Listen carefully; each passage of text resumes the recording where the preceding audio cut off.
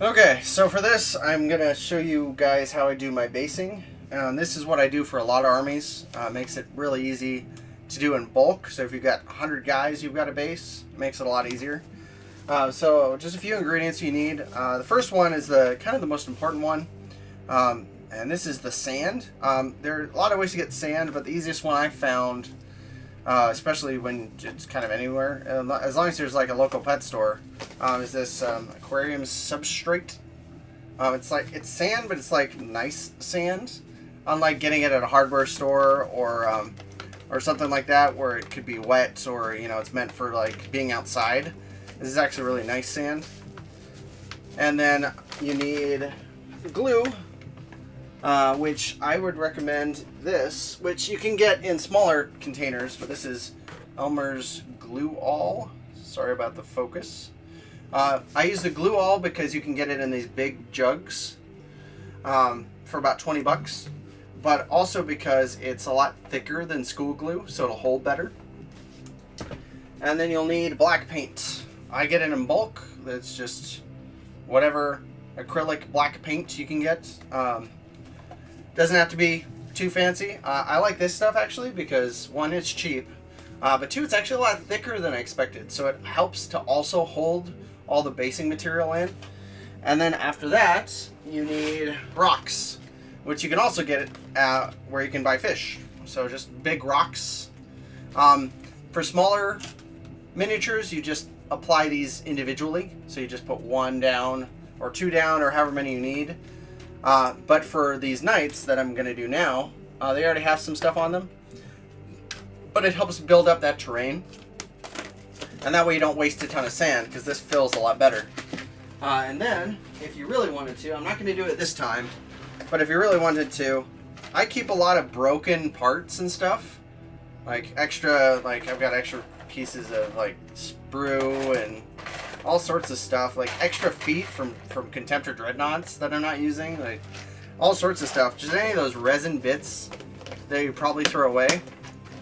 Those are good to sprinkle in there too, but here, I'll get started. So, I'm going to apply the glue first, and you can see I've gotten this really big tub because I'm doing this for 10 Imperial Knights. So that's going to take a while, so I'm going to put a lot of glue in here. Nice thing is you can always add more if you find yourself lacking, but you can see that's a lot of glue. And I'm going to pour a bunch of that sand in there. Make sure my glue tub is sealed. Otherwise, that's going to be a problem later. Alright. Now I'm going to take a bunch of this sand, pour that in there.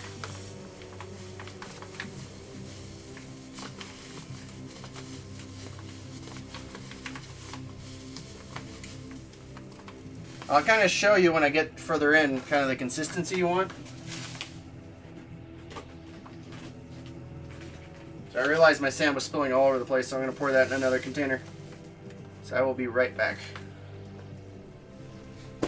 Alright, now I'm going to add all those rocks.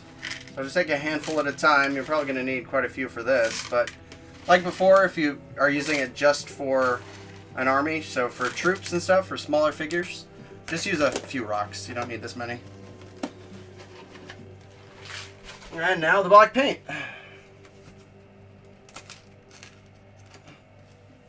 Well, it's pretty thick. That should be enough. You'll notice after a while, I want it to be really black, but if it's a little bit gray from the sand, that's okay. Because the black covers a lot, but it won't cover everything. So after I mix, I'll be able to get a better idea of what I'm trying to get. But I'll mix it and show you how it turns out. And I'll always be able to tell if I added enough glue or not, because you'll kind of figure out the consistency. I want it thicker for these knights. That way it holds its structure and doesn't pool over the edges. You can see it all mixed together like that. The black is slowly but surely covering everything. And I may not have actually made enough for this whole army, but it should be enough to get started. This time I'm not using it because I have those barricades that are already on the knights, I'm not using it for the detail. I'm using it just to bring out the rest of the base so it doesn't look flat. And that's why I added a lot of rocks as well. That's the nice thing though about the white glue as well, that Elmer's glue all, is it dries clear. So if you don't quite mix it, or if you got some of those white areas that were in here, it's fine because it will be covered up. It'll dry clear, and then you won't notice at all. So I'm going to apply this here. That's why I've just got a stick. This one is actually from my girlfriend's garage. She cut up some for me, which is very nice of her. Thank you, Panda. But some just popsicle sticks work fine. Just remember with the black paint, it's pretty thick, so make sure you make an area like I've got here. You know, cover a table with some paper or something so you don't worry about ruining a surface, because the black paint it's washable because it's acrylic, but it does tend to get everywhere.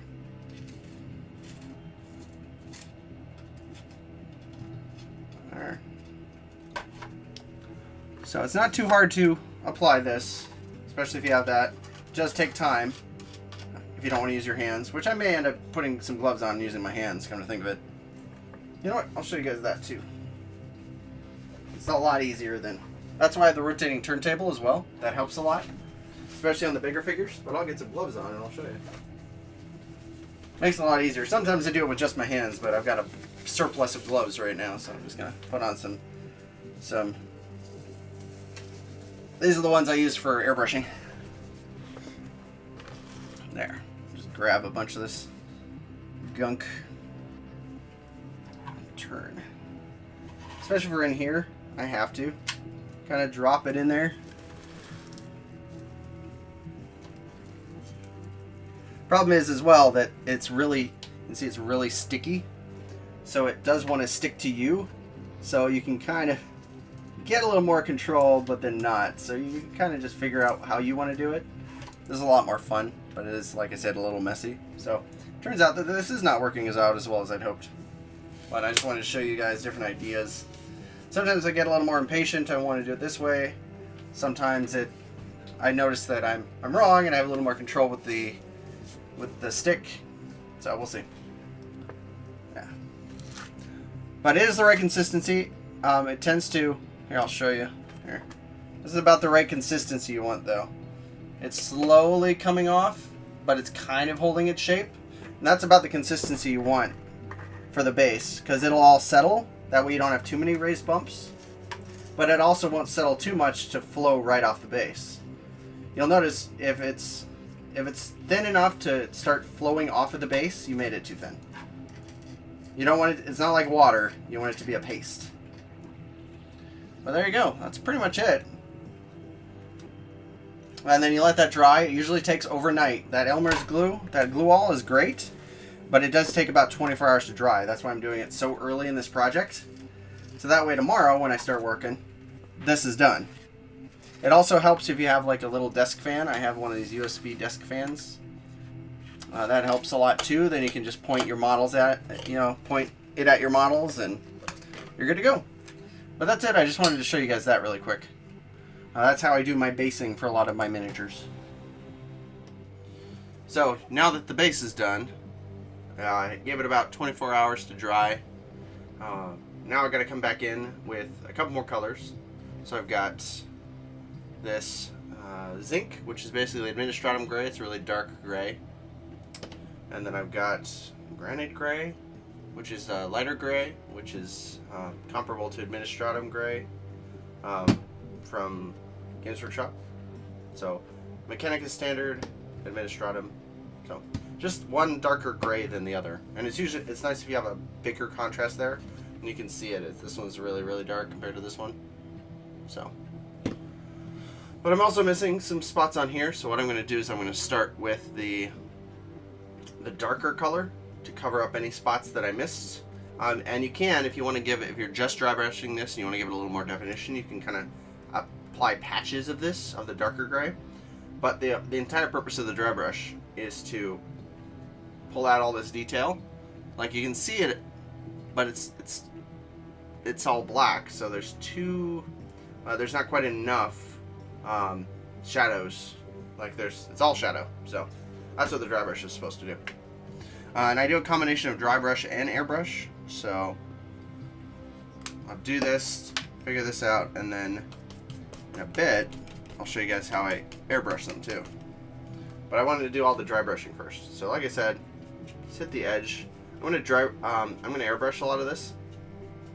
So I'm not too worried about coverage. I'm just worried about covering up that plaster. The nice thing is, it is supposed to be exactly what it is. This is one of the rare cases where I actually have a material that is the same, is literally made out of what it's supposed to look like.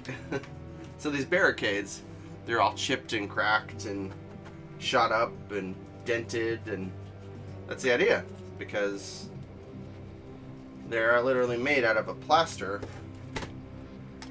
so that they are fragile, they are breakable. But we did that in advance and just primed and gray, and that's what I used to accent the bases. Plus it helps give the knight some scale. So you can see a regular barricade for humans is they're usually pretty big. Granted, the scale is actually a little off because these barricades are supposed to be for humans, and for these barricades specifically are designed more for these barricades are actually designed more for like infinity miniatures. Alright. But I'm actually got a lot of paint on here. Yeah, I am up pretty early. I'm trying to get this done. I got a lot on here, so I'm actually going to thickly dry brush this base, because I want to have my base coat as this gray. You can see it's bringing up that color. That'll save me a lot of time. I'm not trying to get rid of any of the detail. I'm just trying to make it a little more gray than black, because I'll pick out even more detail in a minute when I use the lighter gray.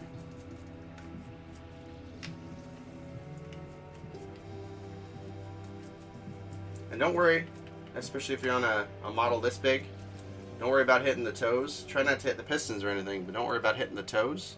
Yeah, there you go. See that detail just come right out? Alright. So I'm going to do this on the rest of them, and then I'm going to come back with a lighter gray. Alright, so dry brushing is done. But I've got to rinse out the dry brush. That's one thing that a lot of people forget, including myself, is when you switch colors in your dry brush, you really have to take the time to rinse all that dark color out. So I'm going to go do that and come right back. But you also have to remember, once you're done rinsing it out, make sure you thoroughly dry it, because any water at all inside the brush will pull the pigment and just smear it everywhere. It's basically like you got really thin paint and you're just slathering it on. So that'll completely ruin any of the dry brushing you're about to do. So make sure to rinse your brush and make sure it's thoroughly dry.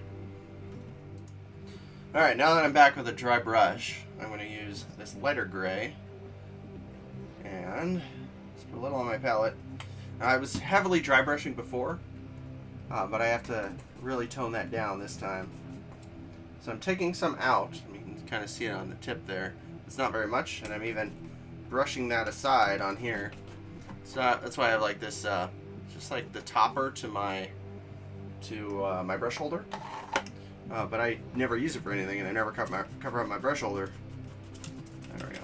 So another good little test to see if you have too much paint for your dry brushing. Go like this, and you want to barely see it if it's light enough.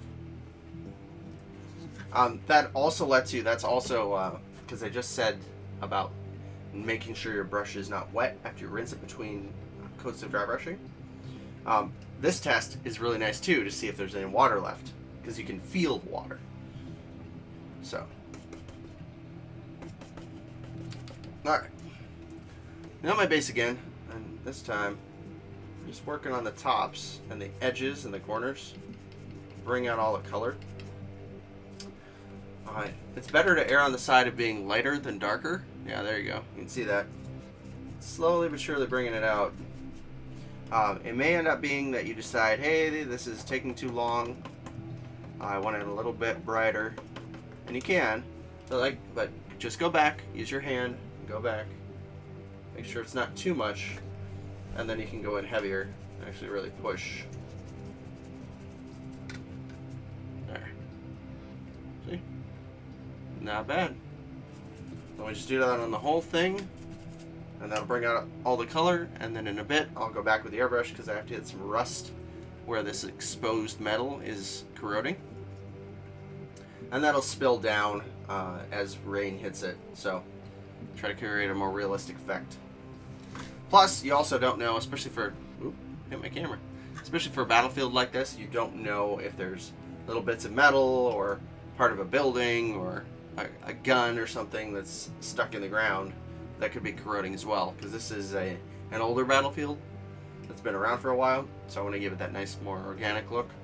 Plus, you'd have more browns in the soil, so if there's exposed dirt or anything on the ground, which happens with mortar shells and stuff like that, you'd have more browns. So I'll hit that up in a bit. But here, let me dry brush the back of this here too, so you'll see. It's pretty dark, but I'm going to hit that. Just the very tops now. Light dusting. There we go. There we go. It's a lot brighter. And it's okay if you hit too much. That's the nice thing about using 2 different shades of gray as well. So if I decide on this edge that it's too much, I just come in and dry brush again with that darker gray, and that should help even it out. But that's it. I'll see you in a minute with the airbrush. Alright, so for this part, I've got a night set up already. And I've got a bottle here. I wish it didn't have a label on it, but this is Vallejo Light Rust. It's a really nice rusty color.